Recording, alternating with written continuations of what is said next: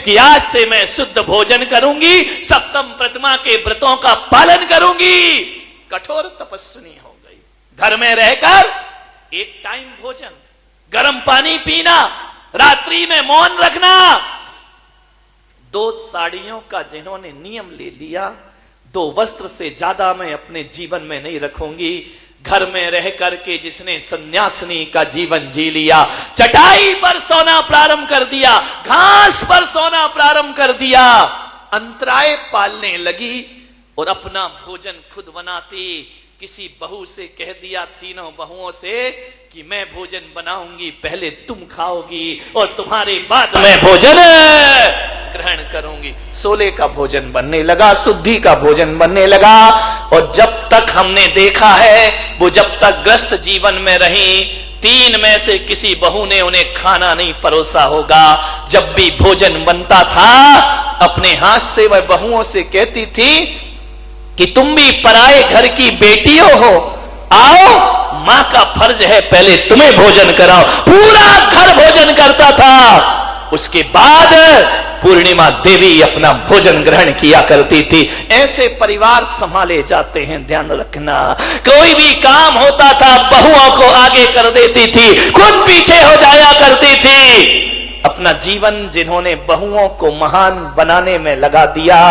जब हम लोगों का जन्म हुआ तो एक ही चीज कहा करती थी, बेटे संसार में नहीं फंसना है, अपने को आत्म कल्याण के मार्ग पे चलना है, जीवन उसी का। मैं उस समय छोटा था, मेरे से बड़े भाई जो आज आचार्य जयसागर के रूप में जाने जाते हैं, वह भी मुनि हैं, वह भी सन्यासी हैं। हम दोनों छोटे थे, मंदिर भेजती थी।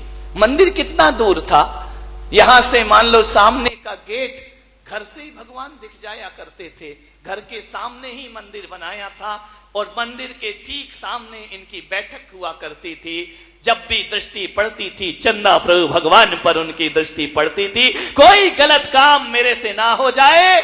हमेशा ये सोचती थी कि धर्म विरुद्ध काम ना हो जाए मेरे से, मेरे भगवान मुझे दरवाजे से मुझे देख रहे हैं। अभूतपूर्व समता भाव था जिनके जीवन में। मान्यवर, मैं आज ये बातें इसलिए बता रहा हूं, ये मत सोचिए कि उनसे मेरा रिलेशन है इसलिए बता रहा हूं। ये बातें आपके जीवन में और घरों में प्रेरणा का काम करेंगी, घरों को बदलने का काम करेंगी कि कैसे कैसे लोग इस धरती पर हुए हैं। वह हम दोनों भाइयों को बुलाती, इधर आओ। वहां पर एक परंपरा है मध्य प्रदेश में, महिलाएं अभिषेक नहीं करती हैं, भगवान को नहीं छूती हैं, और मंदिर तो बना लिया, और यदि किसी ने अभिषेक नहीं किया तो फिर भोजन कैसे करेगी? बिना अभिषेक के खाती नहीं थी। हम दोनों भाइयों को, हम लोग छोटे छोटे थे, बोलती थी भगवान का अभिषेक करके दिखा दो। हम कहते थे हमसे नहीं होगा, अकल नहीं थी, बुद्धि नहीं थी, हम नहीं करेंगे भगवान का अभिषेक। कौन कुएं में पानी लेने जाएगा? पहले माली और पुजारी तो चलते नहीं थे, खुद ही पानी भरना था, खुद ही सामग्री धोना था। आजकल तो रेडीमेड पुजारी मिल जाते हैं किराए के, पहले नहीं हुआ करता था। भगवान की पूजा, दान और धर्म ये दूसरों से नहीं कराए जाते, अपने हाथों से करना चाहिए, स्वयं के हाथों से करना चाहिए। उन्होंने कभी, और जाने से पहले 60 एकड़ जमीन मंदिर के नाम लिख करके गई। यदि खानदान में बुरे दिन भी आ गए तो मैं मंदिर के नाम जमीन करती हूं, इसलिए करती हूं कि यदि तुम्हारे बुरे दिन आ गए, बुरे दिन तो बड़े बड़े सम्राटों के भी आते हैं, मैं लिखती हूं कि जो इस मंदिर की पूजा अपने हाथों से करेगा, ये 60 एकड़ जमीन हमेशा उसके नाम रहेगी। कोई इसे बेच नहीं सकता, कोई इसे खरीद नहीं सकता है। ऐसी वसीयत लिखी, कलेक्टर को उसमें सदस्य बना दिया। जो भी कलेक्टर आने वाले समय में होंगे सब इस ट्रस्ट के ट्रस्टी कहलाएंगे, और कलेक्टर के जाते ही पहला कलेक्टर हट जाएगा, दूसरा कलेक्टर इसलिए रखा कि हमारी औलाद इसे बेच ना सके। ध्यान रखिए, आज भी 60 गांव जमीन, 60 एकड़ जमीन उस मंदिर के नाम करके गई हैं। 120 अमरूद के बगीचे, 120 पेड़, 80 पेड़ आम के, आज भी वो मंदिर किसी समाज का मोहताज नहीं है। ध्यान रखिए। अरे तुम तो अपनी औलाद को विरासत देकर जाते हो, ये वो हैं जिन्होंने औलाद को कुछ नहीं दिया, बल्कि जिनालय और जिन मंदिर के लिए अपनी वसीयत लिख करके चली गई। ये सदियों रहना चाहिए। ये मंदिर मेरा प्राण है, मंदिर मेरा जीवन है, लिख गई वो वसीयत। संयोग तो देखो, मेरे हाथ में 40 पैसे रखे, आज भी उन पैसों का वजन मुझे महसूस होता है। मेरे भाई, मैंने कहा तू 1 रुपया देती थी, आज जाते समय 40 पैसे क्यों दे रही है? बोले मेरे पास 40 ही पैसे हैं, इससे ज्यादा नहीं है। बेटा ये 40 पैसे रख। मैंने कहा 60 पैसे का क्या होगा? बोले अब आशीर्वाद देकर जा रही हूं, 40 पैसे मेरी विरासत है, 60 पैसे तुझे कमा के दिखाना है। और अपने कमा करके एक बात ध्यान रखना, कमाने का अर्थ ये नहीं कि तू नोट कमाएगा। इस 60 पैसे का मतलब इतना ही है कि ये 60 पैसे जो तुझे बाकी रह गए हैं, ध्यान रखना, धन दौलत मत कमाना बेटा, संन्यास लेना, दीक्षा लेना और जीवन का कल्याण करना। अंतिम सीख दे गई। मैं 10 साल का बच्चा, मैं क्या जानू संन्यास क्या होता है। बस 40 पैसे दे के विदा हो गई। और जैसे ही दुर्ग में पहुंची, वहां देख करके हतप्रभ रह गई। आचार्य संग मौजूद। ध्यान रखना, इस देश का यदि आचार्य शांति सागर के बाद कोई कठोर तपस्वी संत इस धरती पर हुआ है तो आचार्य सन्मति सागर जी महाराज हुए हैं। उन्हें जैसी तपस्या, उन्हें जैसा त्याग। आप सोचिए, 1 लीटर मट्ठे में जो जिंदगी गुजार देता हो, जिसने कभी नमक नहीं खाया, जिसने कभी मीठा नहीं खाया, फलों का त्याग कर दिया।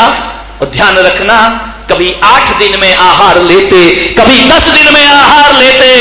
ऐसी मासोपवासी तपस्या करने वाला कोई संत इस धरती पर हुआ तो आचार्य सन्मति सागर जी महाराज हुए, जिन्होंने कभी अपने जीवन में, ध्यान रखना, जिस दिन से दीक्षा ली कभी थूका नहीं उन्होंने। ध्यान रखना, थूकने को पाप समझा करते थे, कैसे भी दृश्य आ जाए, कभी मुंह से नहीं थूका उन्होंने। कितनी भी बीमारियां हो जाए, दवाएं नहीं ली उन्होंने। ध्यान रखना, ऐसा कठोर तपस्वी संत 1-1 महीने के उपवास करने वाले, निर्जल उपवास करने के बाद भी 3-3 घंटे की सामयिक खड़े होकर के करना, ये तपस्वी सम्राट का जीवन था। ध्यान रखिए, ऐसा महान जीवन। आप लोगों ने तो दर्शन किए होंगे उनके, कठोर साधना जिनकी। मान्यवर, सूख के हड्डी का कंकाल हो गए थे अंत समय में, हाथ खराब हो गया, गिर पड़े, प्लास्टर नहीं बंधवाया, इलाज नहीं कराया, ऐसे ही हाथ लेकर के घूमते रहे। ऐसा कठोर तपस्वी, ऐसी साधना जो मुश्किल से 3 घंटे सोते होंगे, अल्प विश्राम लेते होंगे, रात तपस्या, दिन तपस्या, एक तपस्या की मूर्त को इस धरती पर हुआ। आचार्य सन्मति सागर जी महाराज इस धरती पर हुए। 1 लीटर छाछ में अंत समय गुजारा उन्होंने, और उसके बाद भी 30-30 किलोमीटर पैदल चलने की ताकत रखने वाले वह संत थे। गर्मी हो, सर्दी हो, बिहार हो, उपवास उनके कभी नहीं रुके। दुर्ग में उन्होंने संकल्प लिया कि मैं आहार पर तब उठूंगा जब कोई मुझसे दीक्षा लेगा। ऐसा कठोर संकल्प। अरे रात्रि भोजन हो तो लोग त्याग दें, प्रतिमा लेना हो तो लोग ले लें, दीक्षा लेगा तो आहार लूंगा, वरना आहार पर नहीं उठूंगा। चतुर्मास में संकल्प लिया। पर्युषण पर्व चल रहे थे, 10 दिन तक महाराज के आहार नहीं हुए। पूरे समाज ने चिंता का विषय बन गया कि 10 दिन से साधु भूखा है। महाराज ये आंकड़ी बदलो, ऐसी प्रतिज्ञा मत करो, इसे छोड़ दीजिए महाराज, कौन दीक्षा लेगा? वो दीक्षा कोई बच्चों का खेल है क्या कि आज दे दिया, आहार दे दिया, दीक्षा हो गई, फिर दीक्षा छोड़ दी, पूरी जिंदगी दांव पे लगा। ऐसे ही संकल्प होते थे महाराज के। समाज की चिंता हो गई। कि आहार के, महाराज ने कहा नहीं होंगे तो नहीं होंगे, कोई दीक्षा नहीं लेगा तो समाधि ले लूंगा, लेकिन आहार नहीं लूंगा। हतप्रभ रह गई समाज, क्या करे। पंच मीटिंग करते, क्या व्यवस्था की जाए इसकी, किसे दीक्षा दिला दे। और उस समय तो कोई इतनी दीक्षा लेता भी नहीं था। कोई ध्यान रखना, जब पुण्य का उदय होता है ना, तो जंगल में देवता भी आहार दे दिया करते हैं। संत को ध्यान रखिए, 10 दिन तक आहार नहीं हुआ, रोज उठते, रोज कहते हे स्वामी नमोस्तु नमोस्तु, वो पूछते दीक्षा दीक्षा दीक्षा, 20-20 चौके लगते, कोई दीक्षा का नाम आए लोग पीछे हो जाते, कौन लेगा दीक्षा। इतिहास की पहली घटना होगी, ध्यान रखना, कि जो सन्यास ले तो आहार लूंगा।